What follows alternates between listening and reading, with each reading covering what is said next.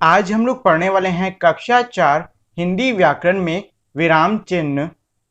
तो इसमें पहले हम लोग ये समझ लेते हैं कि जो विराम चिन्ह होता है ये असल में होता क्या है।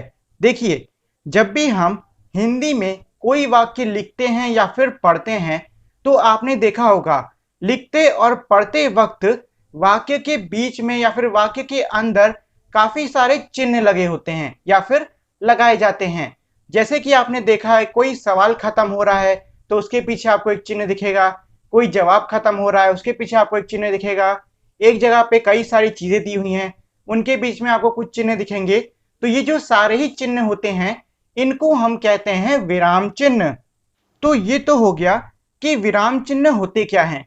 अब हम लोग ये समझ लेते हैं कि विराम चिन्ह का इस्तेमाल क्यों किया जाता है। देखिए, वाक्य के बीच में या फिर कहीं कई सारे वाक्य दिए हुए हैं उनके बीच में विराम चिन्ह इसलिए लगाया जाता है ताकि उन वाक्यों का जो अर्थ है वो हमें और स्पष्ट रूप से समझ में आए। मतलब ये है, कोई वाक्य दिया है, उस वाक्य के बीच में विराम चिन्ह हमारे दिए हैं तो हम उस वाक्य का अर्थ उस विराम चिन्ह की मदद से और स्पष्ट रूप में समझ सकते हैं। तो आगे बढ़ने से पहले मेरी आप लोगों से एक छोटी सी रिक्वेस्ट है, वो है ये कि अगर आप लोगों ने अब तक इस वीडियो को लाइक और शेयर नहीं किया है तो इसे लाइक और शेयर कर दें। अगर नए हो तो मेरे चैनल को सब्सक्राइब कर दो और साथ ही में बेल आइकन भी दबा दो जिससे कि आपको मेरे चैनल के सारे अपडेट्स जल्द से जल्द मिल सकें। अब इसके बाद में चलिए हम लोग ये सीख लेते हैं कि कौन से विराम चिन्ह को कहां पर लगाया जाता है। तो आज की क्लास में मैं आपको 8 अलग अलग विराम चिन्हों के बारे में पढ़ाने वाला हूं जो कि हमारे होने वाले हैं पूर्ण विराम, अल्प विराम, प्रश्नवाचक चिन्ह, उदाहरण चिन्ह, विस्मयादिबोधक चिन्ह, योजक चिन्ह, कोष्ठक और लाभक चिन्ह। तो इसमें चलिए पहले हम लोग पूर्ण विराम के बारे में पढ़ लेते हैं। पूर्ण विराम और ये रहा उसका चिन्ह, इसको हम किसी वाक्य के अंत में लगाते हैं। मतलब ये है कि कोई भी हमारा आम वाक्य होता है जब वो खत्म होता है तो उसके खत्म होने पर हम विराम चिन्ह लगाते हैं।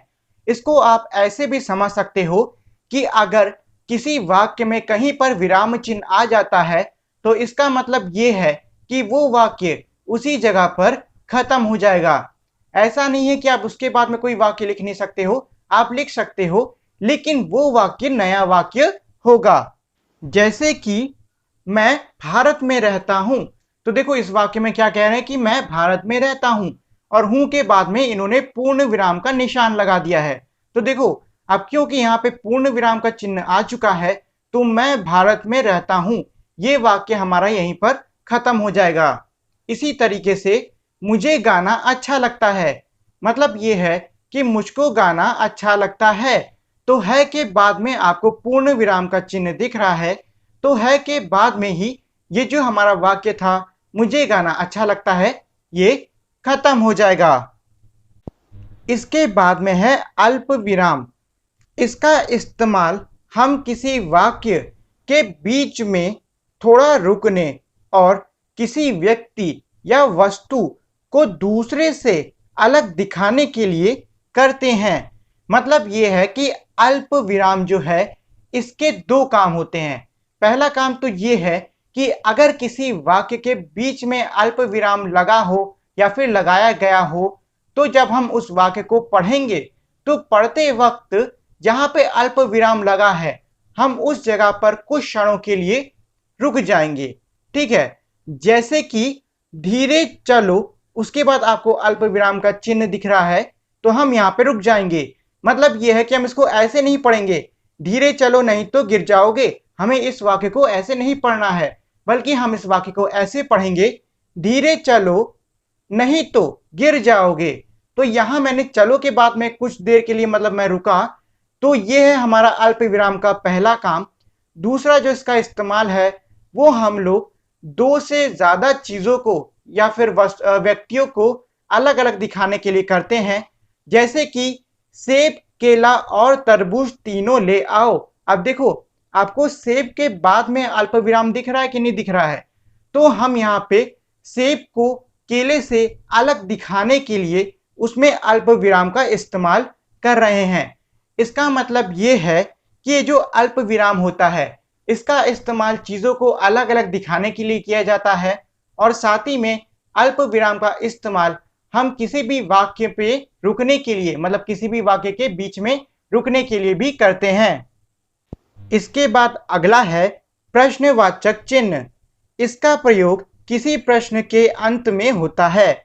मतलब ये है कि जब भी हम किसी वाक्य में कोई प्रश्न पूछते हैं तो उस वाक्य के अंत में हम हमेशा प्रश्नवाचक का ये जो चिन्ह है इसको लगाते हैं। जैसे कि तुम्हारा क्या नाम है, तो इस वाक्य में मैं प्रश्न पूछ रहा हूं, इसीलिए है के बाद में मैंने ये जो प्रश्नवाचक का चिन्ह था ये लगा दिया है। इसी तरीके से क्या तुम भारत में रहते हो, तो इस वाक्य में भी मैं प्रश्न पूछ रहा था, इसीलिए मैंने हो के बाद में प्रश्नवाचक का चिन्ह लगा दिया। उदाहरण चिन्ह। इसका प्रयोग किसी की बात और किसी के नाम को दर्शाने के लिए करते हैं। मतलब ये है कि जो उदाहरण चिन्ह है इसका इस्तेमाल किसी की बात को हम कहीं पर लिख रहे हैं, किसी वाक्य में लिख रहे हैं तो किया जाता है, और या फिर इसका इस्तेमाल किसी के नाम को लिखते वक्त करते हैं। जैसे कि पूरब सिंह निराला। अब देखो मैंने निराले के ऊपर ये उदाहरण चिन्ह लगा दिया है। इसमें एक और चीज आपको देखनी है, वो है ये कि जो निराला नाम था इसके ऊपर जो मैंने चिन्ह लगाया है वो एक एक है, जबकि जब मैंने आपको उदाहरण चिन्ह का निशान दिखाया था, मतलब ऊपर जो निशान दिखा रखा है वो दो दो हैं। तो देखो ये जो हमारे ऐसे निशान जो कि एक एक होते हैं इनको हम एक हरा उदाहरण चिन्ह कहते हैं और इनको सिर्फ और सिर्फ नाम के ऊपर ही लगाया जाता है। इसके बाद में इसका अगला उदाहरण है, रवि ने कहा तुम मुझे परेशान मत करो। मतलब ये है कि रवि ने क्या कहा, उसने कोई बात बोली कि तुम मुझे परेशान मत करो, तो उसने जो बात बोली थी उस पर मैंने उदाहरण चिन्ह लगा दिया है। अब आप देख रहे हो कि इस वाक्य में जो उदाहरण चिन्ह लगे हैं वो ऐसे दो दो हैं, तो ऐसे दो दो वाले उदाहरण चिन्हों को हम दोहरा उदाहरण चिन्ह कहते हैं और इनको तब लगाया जाता है जब हम कोई बात बोलते हैं। मतलब यह है कि उदाहरण चिन्ह का इस्तेमाल दो जगह पे किया जाता है, एक तो किसी के नाम पे और दूसरा किसी की बात पर। नाम के ऊपर जो चिन्ह लगाया जाता है उसको हम एक हरा चिन्ह कहते हैं और बात के ऊपर जो चिन्ह लगाया जाता है उसको हम दोहरा चिन्ह कहते हैं। इसके बाद में है विस्मयादि बोधक चिन्ह। इन चिन्हों को उन शब्दों के बाद लगाते हैं जो अधिक भाव या फिर भावनाओं को दिखाते हैं। मतलब ये है कि ऐसे शब्द जो कि हमारे किसी वाक्य में किसी मजबूत भावना को दिखाने का काम करें उनके बाद में हम ये विस्मयादि बोधक चिन्ह लगाते हैं। जैसे कि वाह क्या सुंदर दिन है, तो यहाँ हमने वाह के बाद में ये जो विस्मयादि बोधक चिन्ह था इसको लगा दिया है कि क्योंकि ये जो शब्द है वाह ये हमारा एक मजबूत भावना को दिखाने का काम कर रहा है। ऐसे ही आहा क्या स्वादिष्ट खाना है, इसमें ये जो शब्द था आहा ये भी हमारे एक मजबूत भावना को दिखा रहा था, इसीलिए हमने आहा के बाद में विस्मयादि बोधक चिन्ह को लगा दिया है। योजक चिन्ह किसी लिखित वाक्य में किन्हीं दो शब्दों को जोड़ने के लिए इस चिन्ह का प्रयोग किया जाता है। मतलब ये है कि अगर हमें किन्हीं दो शब्दों को आपस में जोड़ना है तो उसके लिए हम इस चिन्ह का इस्तेमाल करते हैं। जैसे कि यहाँ जल्दी जल्दी आओ। अब देखिए मैंने जल्दी जल्दी ये जो दो शब्द थे इनके बीच में ये जो योजक चिन्ह है इसको लगा दिया है, जिससे कि ये जो हमारे जल्दी जल्दी जो कि दो अलग अलग शब्द हैं अब वो एक ही में जुड़ गए हैं। ऐसे ही वह रात दिन पढ़ता ही रहता है, मतलब वो रात दिन पढ़ता रहता है, तो इसमें मैंने रात और दिन इन दोनों के बीच में योजक चिन्ह लगा दिया है, जिसकी वजह से इस वाक्य में रात दिन अब ये दोनों आपस में जुड़ गए हैं। कोष्ठक किसी शब्द के अर्थ या विकल्प को लिखने के लिए इसका प्रयोग करते हैं। मतलब ये है कि कोष्ठक का इस्तेमाल किसी शब्द के अर्थ को लिखने के लिए किया जाता है या फिर किसी वाक्य के विकल्पों को लिखने के लिए किया जाता है। मतलब ये है कि कोष्ठक के भी हमारे दो इस्तेमाल हैं। पहला इस्तेमाल तो ये है कि अगर हमें किसी भी शब्द का अर्थ उसके बगल में लिखना है तो हम कोष्टक के अंदर उसको लिख सकते हैं, और या फिर कोई वाक्य दिया है और उस वाक्य से जुड़े हुए कोई विकल्प दिए हैं तो वो भी हम कोष्टक के अंदर ही लिख सकते हैं। जैसे कि उदाहरण के लिए रवि सो रहा है, अब मैंने कोष्टक के अंदर इसके विकल्प दे दिए सही या गलत, मतलब रवि सो रहा है ये वाक्य सही है या फिर गलत, तो मैंने इसके विकल्प दे दिए कोष्टक के अंदर। ऐसे ही संज्ञा और उसके बाद कोष्टक में मैंने लिख दिया है नाम के स्थान पर प्रयोग होने वाले शब्द सर्वनाम होते हैं।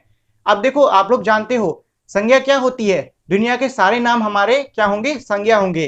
तो क्या संज्ञा का अर्थ नाम नहीं हुआ ना, तो इसीलिए मैंने संज्ञा के बगल में कोष्टक में लिख दिया है नाम, जिससे कि जब आप इस वाक्य को पढ़ोगे तो आपको समझ में आ जाएगा कि संज्ञा, हाँ नामों की बात हो रही है। ठीक है, तो ये होते हैं हमारे कोष्टक के इस्तेमाल। इसके बाद में है लाघव चिन्ह। लाघव चिन्ह का प्रयोग शब्दों को संक्षिप्त रूप में लिखने के लिए किया जाता है। मतलब ये है कि लाघव चिन्ह का इस्तेमाल हम तब करते हैं जब हमें किसी शब्द को संक्षिप्त यानी कि उसके छोटे रूप में लिखना हो। जैसे कि उत्तर, तो देखो इस उत्तर में अगर हम उ और उ के बाद में लाघव चिन्ह लगा दें तो इसका मतलब हो जाएगा उत्तर, लेकिन ये संक्षिप्त यानी कि छोटे में लिखा है। ऐसे ही प्रश्न, तो प्रश्न में भी हम प्रा और प्रा के बाद में लाघव चिन्ह लगा दें तो ये हमारा हो जाएगा प्रश्न लेकिन संक्षिप्त रूप में। इसी तरीके से डॉक्टर, तो डॉक्टर के लिए हम डा डा पे आ की मात्रा और फिर उसके बाद में लाघव चिन्ह लगा दें तो ये हमारा हो जाएगा डॉक्टर लेकिन संक्षिप्त रूप में। तो इसी के साथ में हमारी आज की क्लास यहीं पे खत्म होती है, और अगर आप लोगों ने अब तक मेरी इस वीडियो को लाइक और शेयर नहीं किया है तो इसे लाइक और शेयर कर दें, और अगर आप मेरे चैनल पे नए हो तो इसे सब्सक्राइब भी कर दें। तो मिलते हैं हम अब अगली वीडियो में, तब तक के लिए नमस्कार।